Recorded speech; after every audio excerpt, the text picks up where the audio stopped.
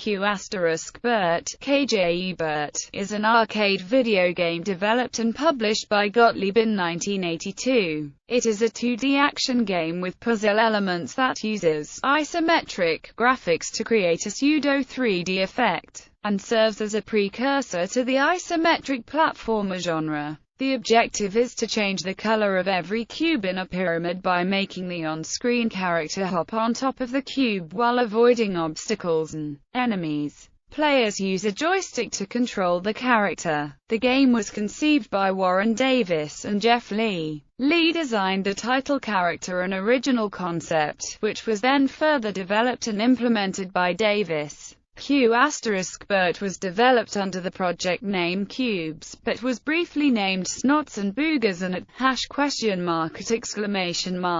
During development, ʻkjuːbərt was well received in arcades and among critics. The game was Gottlieb's most successful video game and among the most recognized brands from the golden age of arcade video games. It has been ported to numerous platforms. The success resulted in sequels and the use of the character's likeness in merchandising, such as appearances on lunchboxes, toys, and an animated television show. The character ʻkjuːbərt became known for his swearing, an incoherent phrase of synthesized speech generated by the sound chip and a speech balloon of nonsensical characters that appear when he collides with an enemy. Because the game was developed during the period when Columbia Pictures owned Gottlieb, the intellectual rights to ʻkjuːbərt remained with Columbia even after they divested themselves of Gottlieb's assets in 1984. Therefore, the rights have been owned by Sony Pictures Entertainment since its parent Sony acquired Columbia in 1989.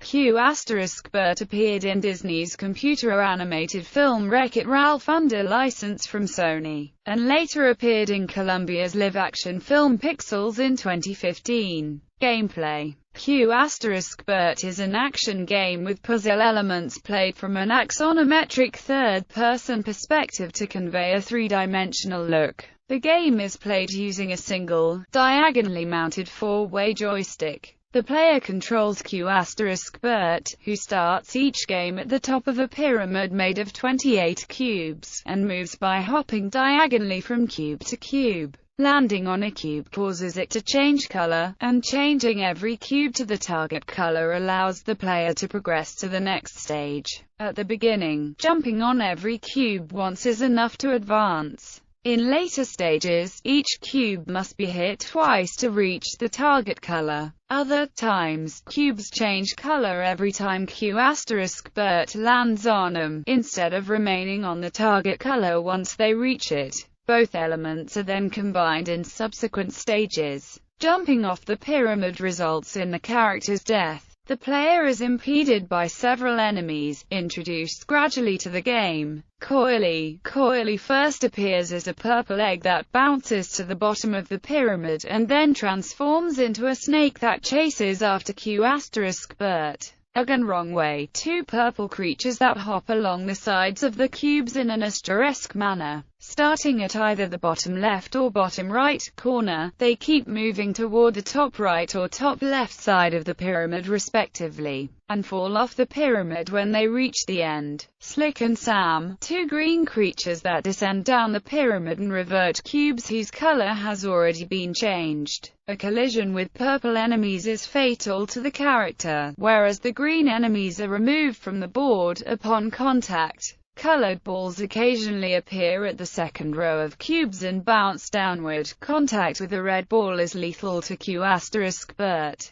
while contact with a green one immobilizes the on-screen enemies for a limited time. Multicolored floating discs on either side of the pyramid serve as an escape from danger, particularly coily. When ʻkjuːbərt jumps on a disc, it transports him to the top of the pyramid. If coily is in close pursuit of the character, he will jump after ʻkjuːbərt and fall to his death, awarding bonus points. This causes all enemies and balls on the screen to disappear, though they start to return after a few seconds. Points are awarded for each color change, defeating coily with a flying disc. remaining discs at the end of a stage and catching green balls or slick and Sam. Extra lives are granted for reaching certain scores, which are set by the machine operator. Development concept. The basic ideas for the game were thought up by Warren Davis and Jeff Lee. The initial concept began when artist Jeff Lee drew a pyramid of cubes inspired by M.C. Escher. Lee felt a game could be derived from the artwork, and created an orange, armless main character. The character jumped along the cubes and shot projectiles, called mucus bombs, from a tubular nose at enemies. Enemies included a blue creature, later changed purple and named Wrong Way, and an orange creature, later changed green and named Sam. Lee had drawn similar characters since childhood, inspired by characters from comics, cartoons, Mad Magazine and by artist Ed Big Daddy Roth.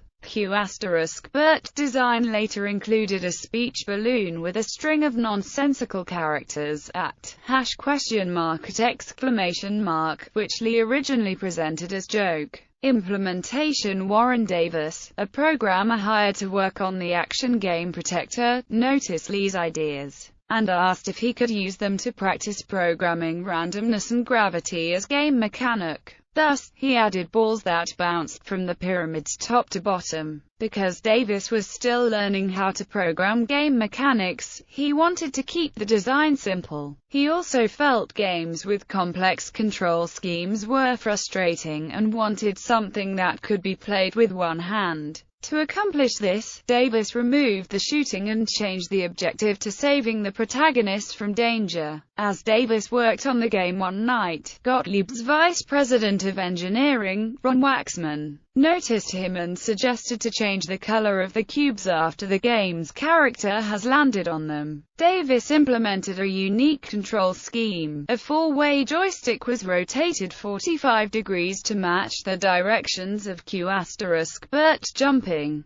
Staff members at Gottlieb urged for a more conventional orientation, but Davis stuck to his decision. Davis remembered to have started programming in April 1982, but the project was only put on schedule as an actual product several months later. Audio. We wanted the game to say, "You have gotten 10,000 bonus points," and the closest I came to it after an entire day would be bogus points. Being very frustrated with this, I said, well, screw it. What if I just stick random numbers in the chip instead of all this highly authored stuff? What happens? David Thiel on the creation of ʻkjuːbərt's incoherent swearing. Her MOS Technology 6502 chip that operates at 894 kHz generates the sound effects, and a speech synthesizer by Votrax generates ʻkjuːbərt's incoherent expressions.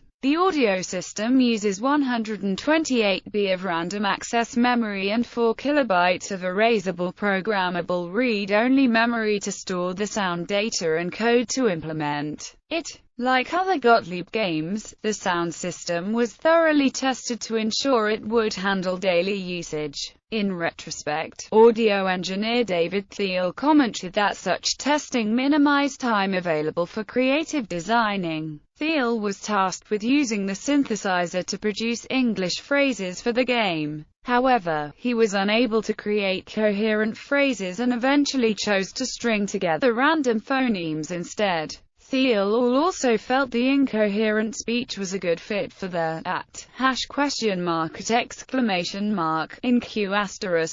speech balloon. Following a suggestion from technician Rick Tay, a pinball machine component was included to make a loud sound when a character falls off the pyramid. The sound is generated by an internal coil that hits the interior of a cabinet wall. Foam padding was added to the area of contact on the cabinet. The developers felt the softer sound better matched the fall rather than a loud knocking sound. The cost of installing foam, however, was too expensive and the padding was omitted. Title: The Gottlieb staff had difficulty naming the game. Aside from the project name Cubes, it was untitled for most of the development process. The staff agreed the game should be named after the main character, but disagreed on the name. Lee's title for the initial concept, Snots and Boogers, was rejected, as was a list of suggestions compiled from company employees. According to Davis, Vice President of Marketing Howie Rubin championed it, as the title. Although staff members argued it was silly and would be impossible to pronounce, a few early test models were produced with that as the title on the unit's artwork. During a meeting, ʻkjuːbərt was suggested, and a staff member thought of combining cubes and ʻkjuːbərt into ʻkjuːbərt. Art director Richard Tracy changed the name to ʻkjuːbərt, and the hyphen was later changed to an asterisk. In retrospect, Davis expressed regret for the asterisk, because he felt it prevented the name from becoming a common crossword term, and it is a wildcard character for search engines. Testing as development neared the production stage, ʻkjuːbərt underwent location tests in local arcades under its preliminary title at before being widely distributed. According to Jeff Lee, his oldest written record attesting to the game being playable is at in a public location, a Brunswick bowling alley, dates back to September 11, 1982. Gottlieb also conducted focus groups, in which the designers observed players through a two-way mirror. The control scheme received a mixed reaction during play testing. Some players adapted quickly while others found it frustrating. Initially, Davis was worried players would not adjust to the different controls. Some players would unintentionally jump off the pyramid several times, reaching a game over in about 10 seconds. Players, however, became accustomed to the controls after playing several rounds of the game. The different responses to the controls prompted Davis to reduce the game's level of difficulty, a decision that he would later regret. Release a copyright claim registered with the United States Copyright Office by Gottlieb on February 10, 1983 cites the date of publication of ʻkjuːbərt as October 18, 1982. Video Games reported that the game was sold directly to arcade operators at its public showing at the AMOA show held November 18–20, 1982. Gottlieb offered the machines for $2,600 per unit.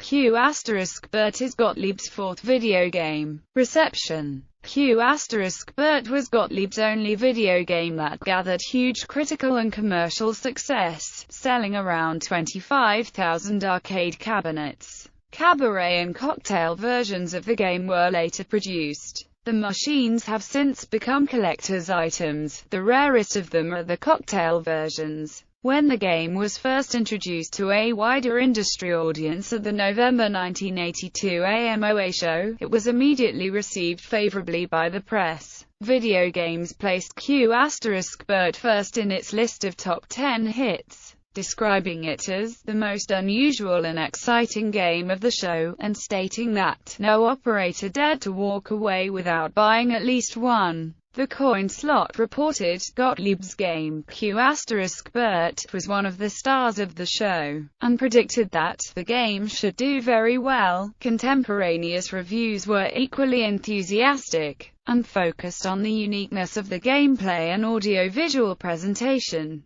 Roger C. Sharp of Electronic Games considered it a potential arcade award winner for Coin-Op Game of the Year, praising innovative gameplay and outstanding graphics. William Brower of Creative Computing Video and Arcade Games described the game as an all-round winner that had many strong points. He praised the variety of sound effects and the graphics, calling the colors vibrant. Brower lauded ʻkjuːbərt's inventiveness and appeal, stating that the objective was interesting and unique. Michael Blanchett of Electronic Fun suggested the game might push Pac-Man out of the spotlight in 1983. Neil Tesser of Video Games also likened ʻkjuːbərt to Japanese games like Pac-Man and Donkey Kong, due to the focus on characters, animation and storylines, as well as the absence of violence. Computer and Video Games magazine praised the game's graphics and colors. Electronic Games awarded ʻkjuːbərt Most Innovative Coin-op Game of the Year. Video Game Player called it the funniest game of the year among arcade games in 1983. ʻkjuːbərt continues to be widely recognized as a significant part of video game history. Author Stephen Kent and GameSpy's William Cassidy considered ʻkjuːbərt one of the more memorable games of its time. Author David Ellis echoed similar statements, calling it a classic favorite.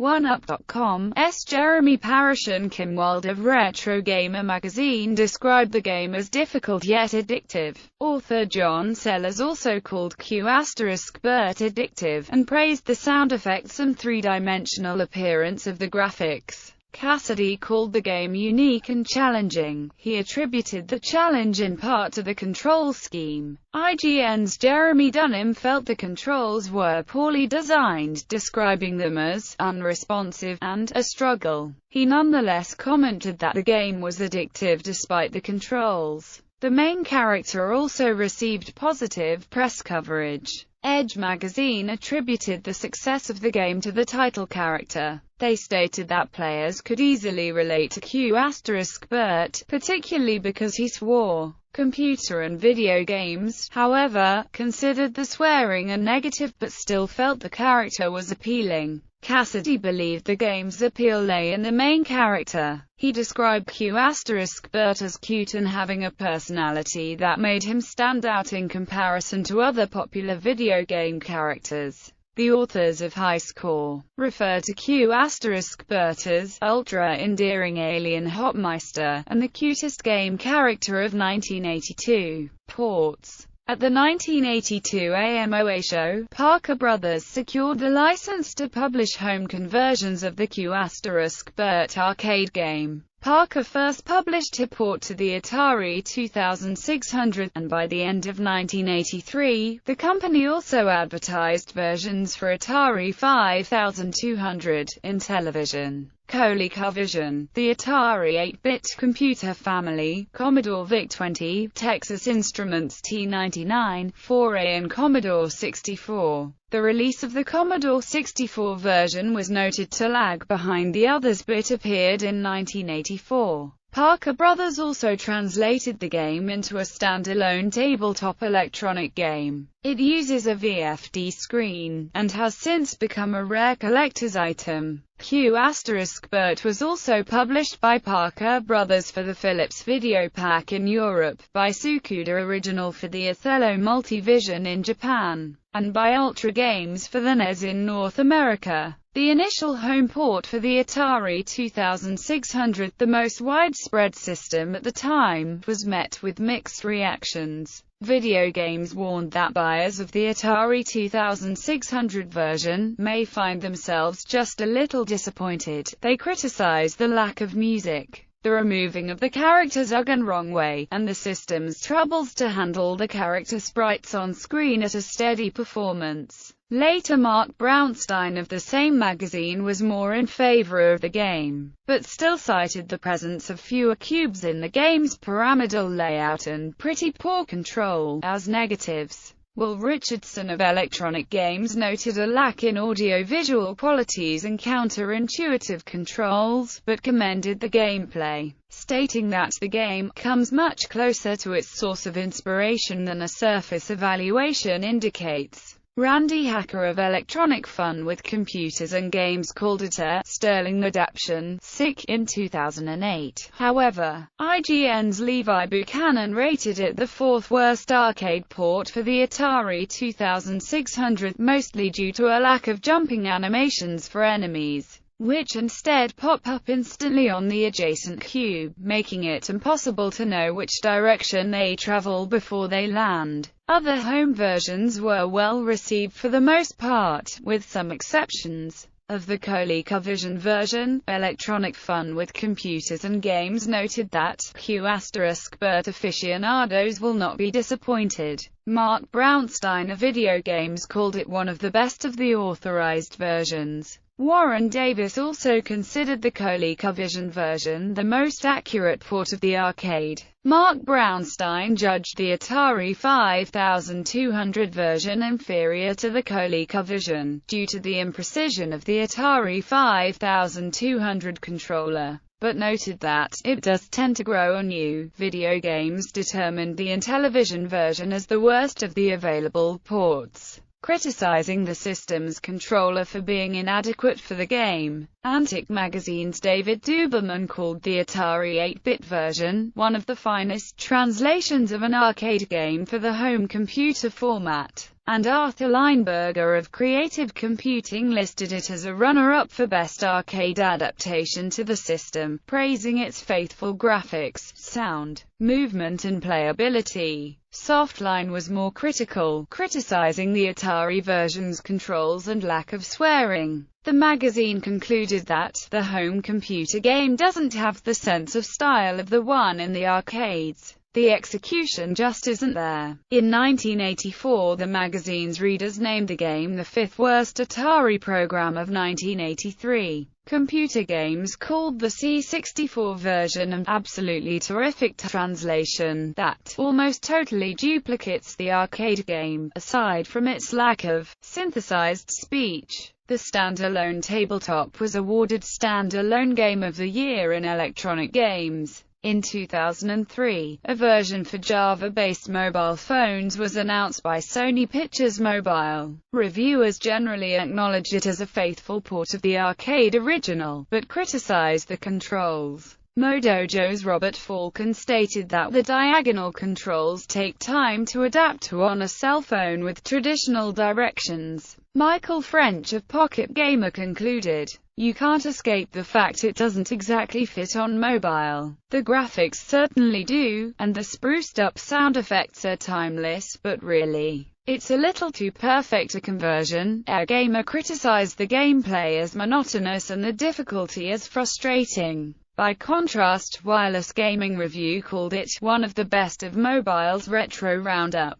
On February 22, 2007, ʻkjuːbərt was released on the PlayStation 3's PlayStation Network. It features upscaled and filtered graphics, an online leaderboard for players to post high scores, and 6-axis motion controls. The game received a mixed reception. Dunham and Gersman did not enjoy the motion controls and felt it was a title only for nostalgic players. Eurogamer.net's Richard Ledbetter judged the game's elements too simplistic and repetitive to make them worthwhile in 2007. In contrast, Parrish considered the title worth purchasing, citing its addictive gameplay.